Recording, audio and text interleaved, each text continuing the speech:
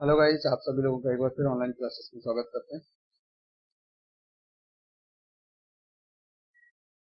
चलिए जरा ध्यान दीजिए, आज हम यहाँ पे डिस्कस करने वाले हैं ह्यूमन राइट जो एक्ट बना हुआ है, the protection of human rights act 1993। इसका जो चैप्टर 7 है इसके बारे में हम लोग यहाँ पे डिस्कस करेंगे। और लास्ट क्लास में हम लोग डिस्कस कर चुके हैं चैप्टर 6 पर। चैप्टर 7 की अगर हम यहाँ बात करें तो वित्त, लेखा और संपरीक्षा से संबंधित है। सेक्शन 32, 33 और 34 और 35 केवल इसमें 4 सेक्शन है, जिसमें सबसे पहले एक बार नजर डालते हैं हम लोग। यहाँ हम बात करेंगे grants bye the central government, केंद्रीय सरकार द्वारा अनुदान। सेक्शन 33 में बात करेंगे grants bye the state government, राज्य सरकार द्वारा अनुदान। सेक्शन 34 में बात करेंगे अकाउंट्स एंड ऑडिट यानी कि लेखा और संपरीक्षा की। Accounts and audit of state commission यानी कि राज्य आयोग के लेखा और संपरीक्षा। तो चलिए अब हम यहाँ पर डिटेल में बात करते हैं।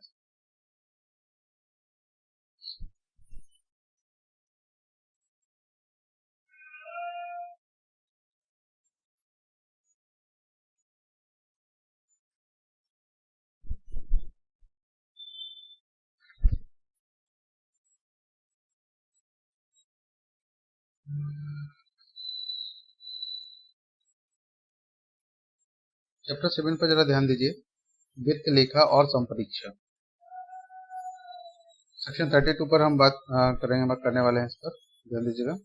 यहाँ बात की केंद्रीय सरकार द्वारा अनुदान। क्या केंद्र सरकार के द्वारा कोई अनुदान दिया जाता है?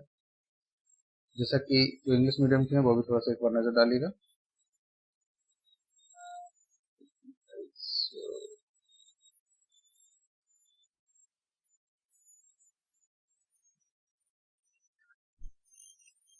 देखिएगा, चैप्टर 7 में हम यहाँ बात करने वाले हैं 9 अकाउंट्स एंड ऑडिट।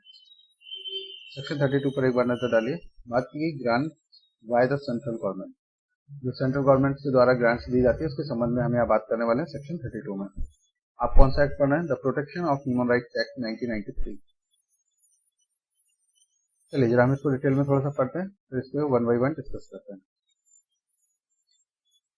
सेक्शन 32 का सब क्लोज फर्स्ट में आपने देखा यहाँ पे, केंद्रीय सरकार संसद द्वारा इस निम्नलिखित विधि द्वारा किए गए सम्यक विनियोग के पश्चात आयोग को अनुदानों के रूप में ऐसी धनराशियों का संदाय करेगी जो केंद्रीय सरकार इस अधिनियम के प्रयोजनों के लिए उपयोग किए जाने के लिए ठीक समझे। क्योंकि जरा ध्यान दीजिए, सेक्शन आप पढ़ रहे हैं 32 और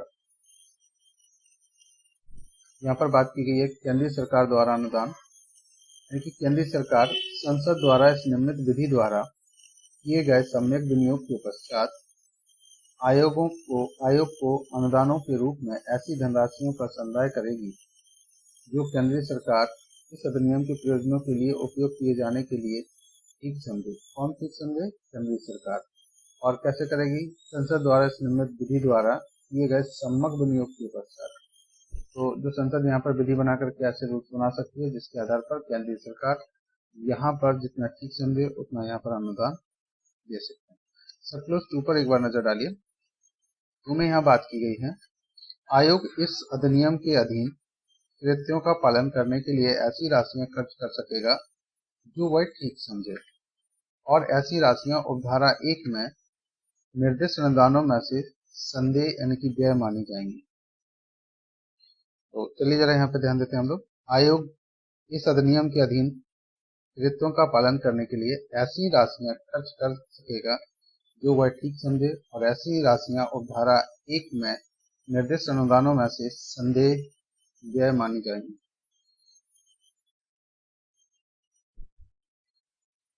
कौन कर सकेगा? यहाँ आयोग। आप पढ़ रहे हैं सेक्शन 32 सब क्लोज 2। और अधिनियम के अधीन कृत्यों का जो पालन करने के लिए ऐसी राशियां खर्च कर सकेगा जो वह ठीक समझे। कौन कर सकेगा?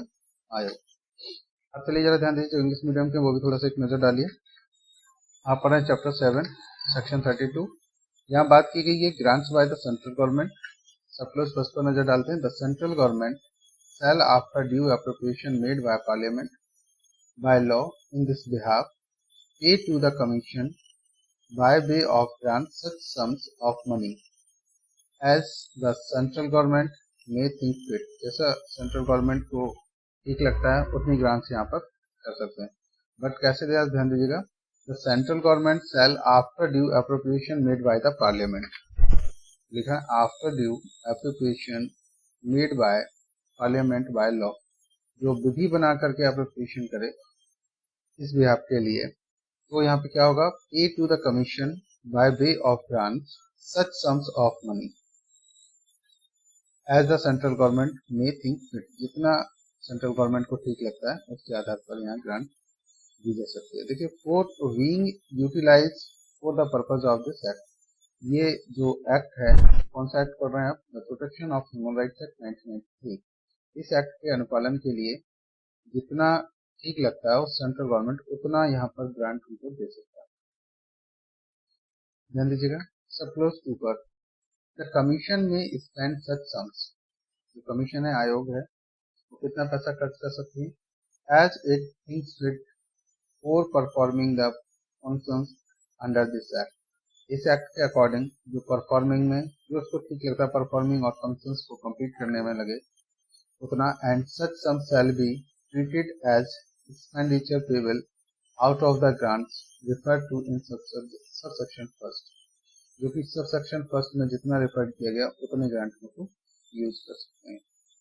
सब क्लोज सेक्शन नंबर 33 पर एक बार नजर डालिए। 33 में बात की गई grant bye the state government, state government के द्वारा भी ग्रांट्स दी जाती है।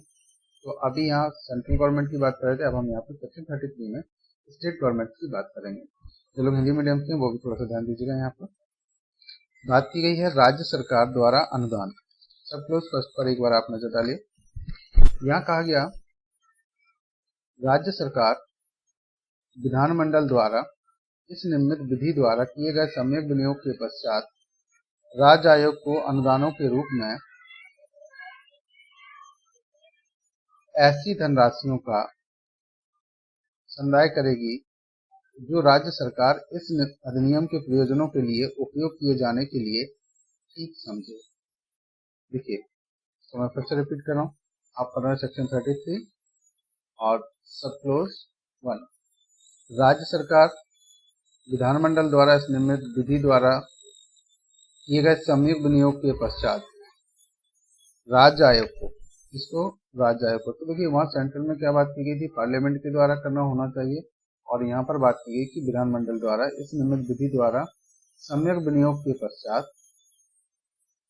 आयोग को, राज्य आयोग को अनुदानों के रूप में ऐसी धनराशियों का संदाय करेगी जो राज्य सरकार इस अधिनियम के प्रयोजनों के लिए उपयोग किए जाने के लिए ठीक समझे।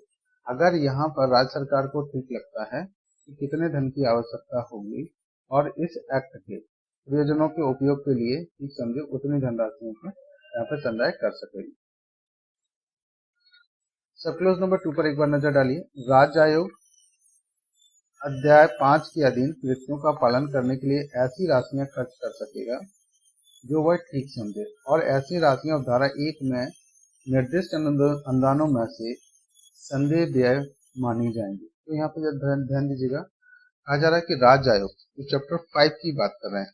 अब सवाल आता है कि चैप्टर 5 में आपने क्या पढ़ा हुआ, तो देखिए यहाँ पे चैप्टर 5 की अगर हम बात करते हैं तो राज्य मानव अधिकार आयोग की बात की गई, तो उसके अधीन जो कृत्य बताए गए, जो काम बताए गए, उन कामों के करने में जितनी धनराशियों का उनके पालन करने में जितनी धनराशियों का खर्चा होगा उतना राज्य आयोग को दिया जा सकता है। देखिए सब क्लोज आपको करना है कौन सा, सेक्शन 33 सब क्लोज 2। यहाँ बात की गई कि राज्य आयोग अध्याय 5 के अधीन कृत्यों का पालन करने के लिए ऐसी राशियां खर्च कर सकेगा जो वह ठीक समझे, और ऐसी राशियां उपधारा 1 में निर्दिष्ट अनुदानों में से संदेह व्यय मानी जाएंगे। तो उनको क्या माना जाएगा कि ये खर्चे हैं।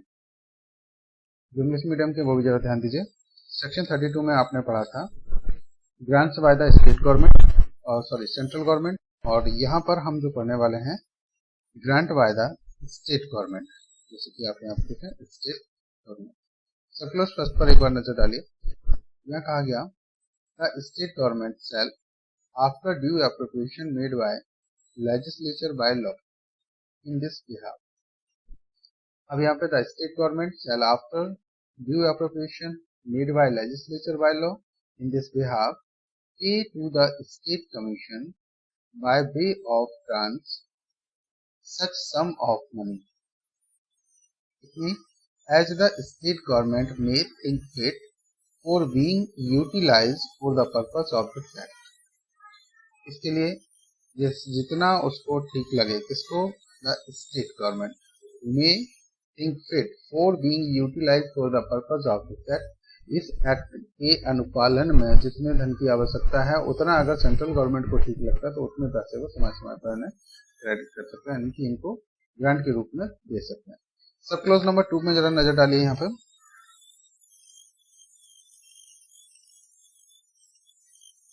आ गया, यहाँ पर द स्टेट कमीशन में spend such sums as it think fit for performing the function under chapter 5 and such sums shall be treated as expenditure payable out of the grants referred to in subsection first। तो यहाँ पे देखिए सब close 2 आप पढ़ रहे हैं, section 33 का सब क्लोज 2। तो यहाँ पे नजर डालिएगा फिर से। द स्टेट कमीशन में स्पेंड, स्टेट कमीशन कितना खर्च कर सकती है, सच सम्स, उतने अमाउंट को, एज इट थिंक फिट, जितना उसको ठीक लगता है, for the performing the function under chapter 5, under chapter 5 में जो फंक्शंस दिए हैं उनकी परफॉर्मेंस के लिए उतना पैसा खर्च कर सकते हैं जितना उनको ठीक लगता है। And such sums shall be treated as expenditure payable out of the grants referred to in subsection first. जो सबसेक्शन फर्स्ट में जो ग्रांट्स दी गई थी वो उसके क्या समझे जाएंगे कि इसमें से एक्सपेंडिचर ऑफ पेबल। नेक्स्ट ध्यान दीजिएगा, सेक्शन 34 पर एक नजर डालते हैं। अकाउंट्स एंड ऑडिट की बात कर रहे हैं, जो हिंदी मीडियम के हैं वो भी ध्यान दीजिएगा। लेखा सम परीक्षा, सेक्शन आप 34 पढ़ रहे हैं, यहाँ सब क्लोज फर्स्ट पर एक बार नजर डालिए। यहाँ कहा गया आयोग उचित लेखा और अन्य सुसंगत अभिलेख रखेगा। कौन रखेगा, आयोग। और लेखाओं का वार्षिक विवरण ऐसे प्रारूप में तैयार करेगा जो केंद्रीय सरकार भारत के नियंत्रक महालेखा परीक्षक से परामर्श करके विहित करे। इससे परामर्श करके, जो भारत के नियंत्रक महालेखा परीक्षक से परामर्श करके विहित करे। इसको एक बार देखिए, फिर से मैं रिपीट कर रहा हूँ। आप यहाँ पे पढ़ रहे हैं सेक्शन 34 और सब क्लोज फर्स्ट। यहाँ पे किसकी बात की गई है, लेखा और संपरीक्षण। आयोग उचित लेखा और अन्य सुसंगत अभिलेख रखेगा। कौन रखेगा, आयोग। और लेखाओं का वार्षिक विवरण, जो साल में जो काम किया उसका पूरा विवरण ऐसे प्रारूप में तैयार करेगा जो केंद्रीय सरकार, ऐसा फॉर्मेट बनाएगा जो केंद्रीय सरकार भारत के नियंत्रक महालेखा परीक्षक से परामर्श करके विहित करे। इससे महालेखा जो परीक्षक है उनसे परामर्श करने के पश्चात अगर विहित करे तो उनको ऐसा किया जा सकता है। आप यहाँ पर पढ़ रहे थे सेक्शन 34 सब क्लोज फर्स्ट। ऊपर एक बार नजर डालिए, सेक्शन 34 सब क्लोज 2। यहाँ पर बात करेंगे आयोग के लेखाओं की संपरीक्षा। जो ऑडिट है वो कैसे होगा, नियंत्रक महालेखा परीक्षक द्वारा ऐसे अंतरालों पर की जाएगी जो उसके द्वारा विनिर्दिष्ट किए जाएं, और ऐसी संपरीक्षा के संबंध में उपगत कोई व्यय आयोग द्वारा नियंत्रक महालेखा परीक्षक को संदेह होगा। तो देखिए यहाँ पे जरा ध्यान दीजिए कि आयोग के जो लेखाओं की संपरीक्षा यानी कि ऑडिट कब हो सकता है, वो नियंत्रक महालेखा परीक्षक द्वारा ऐसे अंतरालों पर की जाएगी जो उसके द्वारा विनिर्दिष्ट किए जाएं। जो टाइम पीरियड फिक्स किया जाए उसके अनुसार किया जाएगा, और ऐसी संपरीक्षा के संबंध में उपगत कोई व्यय यानी कि जो खर्चे हैं वो आयोग द्वारा नियंत्रक महालेखा परीक्षक को संदेह होंगे तो किसको दिए जाएंगे, आयोग के द्वारा किसको पेमेंट किया जाएगा, नियंत्रक महालेखा परीक्षक। चलिए जरा ध्यान दीजिए, इंग्लिश मीडियम के वो भी थोड़ा सा नजर डालिएगा। यहाँ पर सेक्शन 34 पर हम यहाँ बात करने वाले हैं account and audit. The commission shall maintain proper accounts and other relevant records कौन करेगा? The commission shall maintain proper accounts and other relevant records and prepare an annual statement. और क्या करेंगे? Prepare an annual statement of accounts in such form as may be prescribe by the central government. और उसके लिए कौन prescribe करेगा? Central government. कैसे करेगा? In consultation with the controller and auditor general of India. Controller and auditor general हैं, उनकी consultation से सेंट्रल गवर्नमेंट एक ऐसा फॉर्मेट तैयार करेंगे जो कि प्रिस्क्राइब किया जाएगा, और इसके लिए prepare an annual statement of accounts, जो एनुअल स्टेटमेंट्स ऑफ अकाउंट्स है उसकी डिटेल के लिए। सब क्लोज नंबर 2 पर एक बार नजर डालिए। आप पढ़ रहे हैं सेक्शन 34 सब क्लोज नंबर 2 ऊपर नजर डालिए। यहाँ कहा गया the accounts of the commission shall be audited by the controller and auditor general. इसके द्वारा किया जाएगा audit? Audit by the controller and auditor general at such intervals as may be specified. Such intervals का मतलब है, अगर मान लीजिए ऐसा होता है हर 6 मंथ में, मीन्स पहले 6 मंथ में किया गया, फिर 6 मंथ के बाद फिर किया जाएगा, तो जो भी वो जैसा फिक्स करें उसके अनुसार ऐसा किया जाएगा। चाहे तो वो ईयरली भी कर सकते हैं, चाहे तो क्वार्टरली भी कर सकते हैं। By him and any expenditure incurred in connection with such audit. ऐसे ऑडिट में अगर कोई खर्चा आता है तो shall be payable by the commission. कौन पे करेगा? कमीशन। इसको to the controller and auditor general. आप यहाँ पर पढ़ रहे थे सेक्शन 34 सब क्लोज 2। इसमें जो इम्पोर्टेंट पॉइंट्स थे, कमीशन का क्या होना है? ऑडिट। किसके द्वारा? कंट्रोलर एंड ऑडिटर जनरल के द्वारा। कब होगा? Such intervals as may be specified by him. जो कंट्रोलर रहेंगे वो स्पेसिफाई करेंगे अपने ऑडिट को कब कब करना है। अगर उसमें कोई एक्सपेंडिचर की बात आती है तो कौन पे करेगा? यहाँ पर बात की कमीशन पे करेगा। किसको पे करेंगे? कंट्रोलर एंड ऑडिटर जनरल को। ये इसमें से इंपॉर्टेंट कुछ क्वेश्चन थे जो आपको देखने हैं। सबसे पहले सेक्शन 34 अकाउंट्स और इसका सब क्लोज आप 2 कर रहे थे। अब जरा ध्यान दीजिएगा, जो हिंदी मीडियम के सबसे पहले सब क्लोज 3 पर एक नजर डालिए। आप पढ़ रहे हैं यहाँ पे सेक्शन 34 सब क्लोज 3। देखिए जरा ध्यान दीजिए। नियंत्रक महालेखा परीक्षक के और इस अधिनियम के अधीन आयोग के लेखाओं की, इसके नियंत्रक महालेखा परीक्षक के और इस अधिनियम के अधीन आयोग के लेखाओं की संपरीक्षा के संबंध में उसके द्वारा नियुक्त किसी व्यक्ति के उस संपरीक्षा के संबंध में वे ही अधिकार और विशेषाधिकार तथा प्राधिकार होंगे जो नियंत्रक महालेखा परीक्षक के साधारणतः सरकारी लेखाओं की संपरीक्षा के संबंध में होते हैं। देखिए यहाँ पे एक बार प्रोसेस को रिपीट कर रहा हूँ, जरा ध्यान दीजिएगा। आप पढ़ रहे हैं यहाँ पर सेक्शन 34 सब क्लोज 3।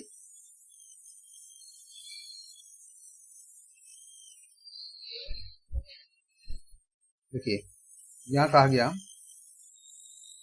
नियंत्रक महालेखा परीक्षक के इस अधिनियम के अधीन आयोग के लेखाओं की संपरीक्षा के संबंध में, जो आयोग है उसके लेखाओं की जो संपरीक्षा कराने में ऑडिट कराना है, उसके द्वारा नियुक्त किसी व्यक्ति से उस संपरीक्षा के संबंध में वे ही अधिकार और विशेषाधिकार होंगे, विशेषाधिकार तथा प्राधिकार होंगे। अगर मान लीजिए नियंत्रक महालेखा परीक्षक के और इस अधिनियम के अधीन आयोग के लेखाओं की अगर संपरीक्षा करना है तो उसका ऑडिट करना है, तो उसके लिए अगर किसी व्यक्ति को नियुक्त किया जाए तो उसके पास कौन से अधिकार और विशेषाधिकार तथा प्राधिकार होंगे।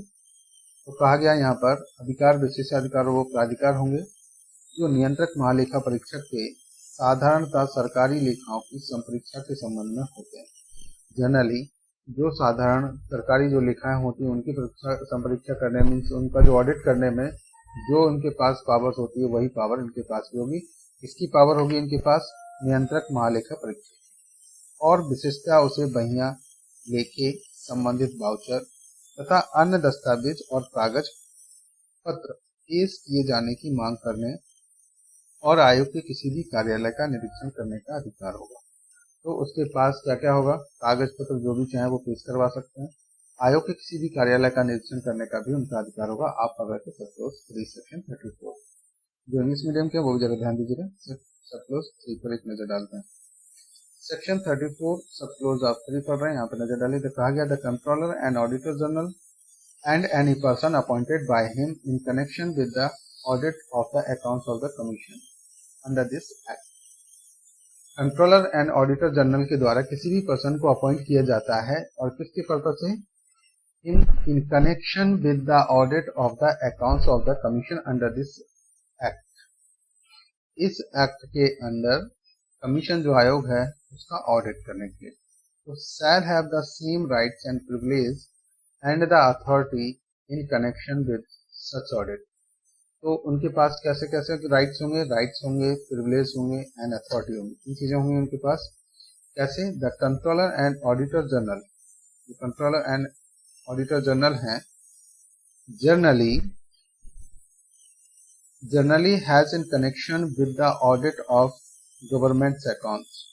जब ऑडिटर जनरल हैं, जो कंट्रोलर एंड ऑडिटर जनरल हैं, जनरली अगर किसी गवर्नमेंट अकाउंट्स का ऑडिट करते हैं तो जो पावर्स उनके पास होती हैं, वही राइट्स, वही प्रिविलेज और वही अथॉरिटी उस व्यक्ति के पास होगा जिसको the controller and auditor general ने इसके लिए अपॉइंट किया हुआ है, कमीशन का ऑडिट करने के लिए।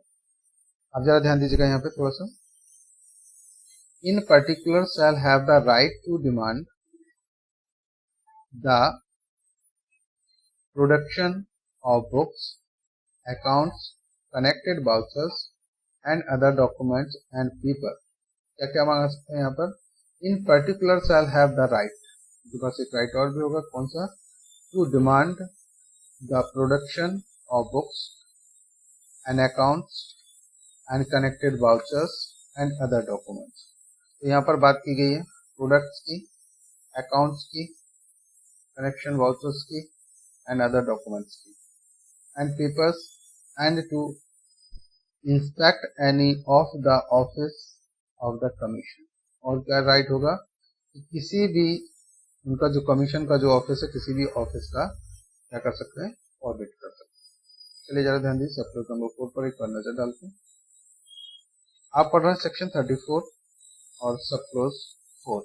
यहाँ पर नजर डाली, कहा गया नियंत्रक महालेखा परीक्षक द्वारा इस निमित्त उसके द्वारा नियुक्त किसी अन्य व्यक्ति द्वारा प्रमाणित आयोग के लेखे उन पर संपरीक्षा रिपोर्ट सहित आयोग द्वारा केंद्रीय सरकार को प्रति वर्ष भेजे जाएंगे। इसको भेजे जाएंगे केंद्रीय सरकार को, और केंद्रीय सरकार ऐसी संपरीक्षा रिपोर्ट को इसके प्राप्त होने के पश्चात यथाशीघ्र कहाँ रखवाएंगे, देखिए जरा ध्यान दीजिए, संसद के प्रत्येक सदन के समक्ष रखवाएंगे। तो देखिए कहा गया यहाँ पे सब क्लोज 4 में, नियंत्रक महालेखा परीक्षक द्वारा या इस निमित्त उसके द्वारा नियुक्त किसी अन्य व्यक्ति द्वारा कोई प्रमाणित आयोग के जो लेखे हैं या उन पर संपरीक्षा रिपोर्ट सहित आयोग द्वारा केंद्रीय सरकार को प्रति वर्ष भेजे जाएंगे, और केंद्रीय सरकार ऐसी संपरीक्षा रिपोर्ट को उसके प्राप्त होने के पश्चात यथाशीघ्र संसद के प्रत्येक सदन में रखवाएगी। तो जो महालेखा परीक्षक ने किसी व्यक्ति को नियुक्त किया था, उसने जो भी रिपोर्ट बनाई हो, जो भी उन्होंने प्रमाणित किया, उन सबको कहाँ भेजेंगे, केंद्र सरकार को। केंद्र सरकार उसको यथाशीघ्र कहाँ रखेंगे, संसद में। कौन सा क्लोज पढ़ रहे थे आप, सेक्शन 34 सब क्लोज 4। अगला जरा ध्यान दीजिए, जो इंग्लिश मीडियम के वो भी एक नजर डालिए।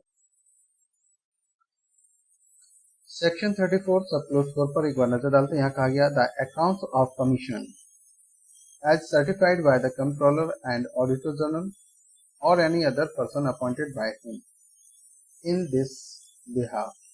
इसने अपॉइंट किया है the Comptroller and Auditor General। फिर together with the audit report their own shall be forwarded annually to the central government। इसको भेजी जाएगी सेंट्रल गवर्नमेंट की। together with audit report thereon shall be forwarded annually by the commission, and the central government shall cause the audit report to be laid as soon as may be after it received before such house of parliament। कहाँ रखेंगे वो, house of parliament. कौन रखेगा, central government. तो मुझे उम्मीद है section 34 तक आपको क्लियर हो गया होगा।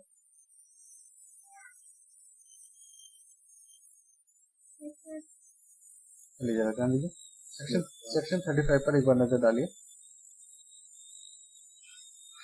यहाँ बात की गई, देखिए ऊपर सेक्शन 34 में आपने पढ़ा था केंद्र आयोग के लेखा और संपरीक्षा। सेक्शन 35 में हम यहाँ पढ़ने वाले हैं राज्य आयोग के लेखा और संपरीक्षा। बिल्कुल सेम वैसे ही, बस केवल सेक्शन अलग है, बस थोड़ा सा अंतर है राज्य का और केंद्र का, जैसे कि आप और सभी जगह पढ़ते हैं। सब क्लोज फर्स्ट पर एक नजर डालिए। आप पढ़ रहे हैं सेक्शन 35 सब क्लोज नंबर फर्स्ट। यहाँ बात की गई राज्य आयोग उचित लेखा और अन्य सुसंगत अभिलेख रखेगा। कौन रखेगा? राज्य आयोग। और लेखाओं का वार्षिक विवरण ऐसे प्रारूप में तैयार करेगा जो राज्य सरकार भारत के नियंत्रक लेखा परीक्षक से परामर्श करके भेद करे। कैसे रखा जाएगा? देखिए यहाँ वहां भी केंद्र सरकार थी, तो केंद्र सरकार किससे रखते थे? जो भारत के नियंत्रक महालेखा परीक्षक हैं उनसे। वैसे ही यहाँ पर राज्य सरकार द्वारा नियंत्रक महालेखा परीक्षक से परामर्श करने के पश्चात ऐसा फॉर्मेट रखा जाएगा जिसमें वो इसको कंप्लीट करके रख पाए।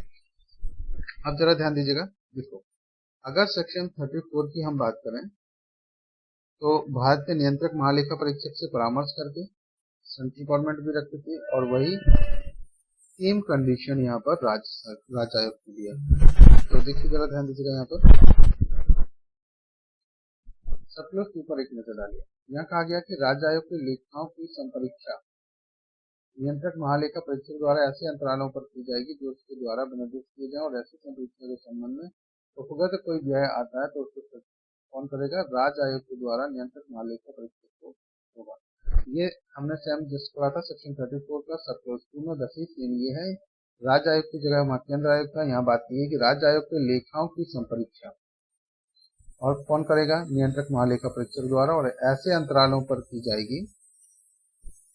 ऐसे अंतरालों पर की जाएगी जो उसके द्वारा विनिर्दिष्ट किए जाएं, और ऐसी संपरीक्षा के संबंध में उपगत कोई व्यय राज्य आयोग द्वारा नियंत्रक महालेखा परीक्षक को संदेह होंगे। अगर कोई भी खर्चा इसमें आता है तो इसका जो राज्य आयोग होगा वो यहाँ किसको पेमेंट करेगा? महालेखा परीक्षक।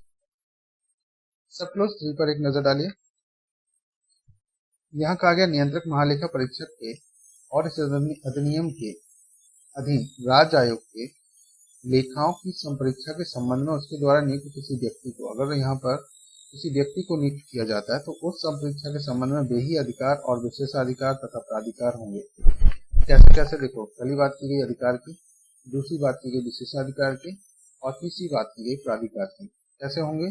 जैसे नियंत्रक महालेखा परीक्षक को होते हैं तब जब वो साधारणतः किसी सरकारी लेखाओं की संपरीक्षा के संबंध में होते हैं। अगर वो किसी भी सरकारी लेखाओं की संपरीक्षा करते हैं, जो अधिकार प्राधिकार और विशेषाधिकार उनको होते हैं, वही यहाँ पर किसी व्यक्ति को अगर इस पर्पज के लिए नियुक्त किया गया है कि किसी भी राज्य आयोग की संपरीक्षा यानी कि उसका ऑडिट किया जाए तो उसको भी वही राइट्स होंगे। और फिर आगे बात कर दी गई है, और विशेषता उसे बहिया लेखी संबंधित वाउचर तथा अन्य दस्तावेज और कागज पत्र पेश किए जाने की मांग करने और राज्य आयोग के किसी भी कार्यालय का निरीक्षण करने का अधिकार होगा। इसको होगा जो उस व्यक्ति को नियुक्त किया गया था ऑडिट करने के लिए, और किसने किया हुआ था? नियंत्रक महालेखा परीक्षक ने। चलिए आप जरा ध्यान दीजिए, यहाँ पे सब क्लोज नंबर 4 पर एक नजर डालते हैं। यहाँ बात की गई है नियंत्रक महालेखा परीक्षक द्वारा इस नियमित उसके द्वारा नियुक्त किसी अन्य व्यक्ति द्वारा प्रमाणित राज्य आयोग के लेखे या उन पर संपरीक्षा रिपोर्ट शायद राज्य आयोग द्वारा राज्य सरकार को प्रति वर्ष भेजे जाएंगे। इसको भेजेंगे प्रति वर्ष। जब राज्य आयोग का ऑडिट होगा तो राज्य आयोग द्वारा राज्य सरकार को भेजे जाएंगे, और राज्य सरकार का कर्तव्य क्या होगा? और राज्य सरकार ऐसी संपरीक्षा रिपोर्ट को उसके प्राप्त होने के पश्चात यथाशीघ्र राज्य विधानमंडल के समक्ष रखवाएगी। कहाँ रखवाएंगे? राज्य का जो विधानमंडल है उसके समक्ष रखा जाएगा। जो इंग्लिश मीडियम के वो भी थोड़ा सा ध्यान दीजिएगा यहाँ पर। चलिए आप पढ़ रहे हैं सेक्शन 35। यहाँ बात की गई accounts and audit of state commission. यहाँ अकाउंट्स की और उसका ऑडिट करना किसका? स्टेट कमीशन का। ध्यान दीजिए सब क्लोज नंबर फर्स्ट पर एक नजर डालते हैं। आप पढ़ना सेक्शन 35 सब क्लोज नंबर फर्स्ट। अब यहाँ बात की गई है the state commission shall maintain proper accounts and other relevant record. क्या कहा गया? The state commission shall maintain proper accounts and other relevant record. कौन करेगा? यहाँ पर state commission. Maintain proper accounts and other relevant record and prepare the annual statement of accounts. जो accounts है उनका एनुअल स्टेटमेंट तैयार करेंगे in such form as may be prescribe by the state government. कौन प्रिस्क्राइब करेगा यहाँ पर? State government. और कैसे करेंगे? इन consultation with the controller and auditor general of India. जो भारत के कंट्रोलर एंड ऑडिटर जनरल हैं उनसे कंसल्ट करने के बाद एक फॉर्म जो बनाया जाएगा और उस फॉर्म के अकॉर्डिंग एक एनुअल रिपोर्ट तैयार करवाई जाएगी अकाउंट्स की, एनुअल स्टेटमेंट। इसके द्वारा? द स्टेट कमीशन के द्वारा। नेक्स्ट देखिए, जरा ध्यान दीजिए, सब्क्लोज नंबर 2 पर एक बार नजर डालते हैं। आप पढ़ रहे हैं सेक्शन 35 सब्क्लोज नंबर 2। यहाँ बात की गई the accounts of state commission shall be audited by the controller and auditor general. क्या कहा गया? The accounts of state commission shall be audited by the controller and auditor general. तो सबसे पहले यहाँ पे क्वेश्चन बनता है कि स्टेट कमीशन का ऑडिट कौन करेगा? तो ऑडिट के लिए यहाँ बात की गई controller and auditor general at such intervals as may be specified by him and any expenditure include. अगर कोई इसमें खर्चा आता है तो in connection with such audit shall be payable by the state commission. किसके द्वारा किया जाएगा? स्टेट कमीशन के द्वारा to the controller and auditor general. किसको किया जाएगा? कंट्रोलर एंड ऑडिटर जनरल को। अगला जरा ध्यान दीजिएगा, यहाँ पे सब्क्लोज नंबर 3 पर एक नजर डालिए। कहा गया the controller and auditor general and any person appointed him in connection with the audit of the accounts of state commission. अगर किसी व्यक्ति को यहाँ अपॉइंट किया जाता है और किस पर्पज के लिए? Audit of the accounts of state commission. यहाँ ऑडिट और अकाउंट की संपरीक्षा करने के लिए, और किसके? स्टेट कमीशन के लिए। Under this act shall have the same rights. कैसे राइट्स होंगे? Same rights and same privilege and authority in connection with such audit. जब वो इस ऑडिट को करने जा रहा है जो उसको मेंशन किया गया है, as the controller and auditor general generally has in connection with the audit of the government accounts. जैसे कि जो कंट्रोलर एंड ऑडिटर जनरल्स को जो राइट्स थे जब वो गवर्नमेंट के कोई भी अकाउंट्स का ऑडिट कर रहे, लिखा हुआ account audit of government accounts and in particular shall have the right to demand the production of books. के पास क्या होगा? Shall have the right to demand the production of books, accounts, connected vouchers and other documents and paper and to inspect any of the offices of the state commission. तो जो भी state commission के other जो office हैं, अगर उसे लगता है तो उनका भी वो क्या कर सकते हैं? इंस्पेक्ट कर सकते हैं। नेक्स्ट जरा ध्यान दीजिए, सब्क्लोज नंबर 4। आप सेक्शन 35 का सब्क्लोज नंबर 4 पढ़ रहे हैं। यहाँ पर एक बार नजर डालिए। यहाँ पर देखिए कहा गया the accounts of state commission as certified by the controller and auditor general और any other person appointed by him in this behalf. ये कहा गया the account of state commission as certified by the controller and auditor general, जो उनके द्वारा certified किया गया, और any other person appointed by him, या उनके द्वारा कोई ऐसा पर्सन अपॉइंट किया गया था, जैसे आपने सब्क्लोज नंबर 3 में पढ़ा।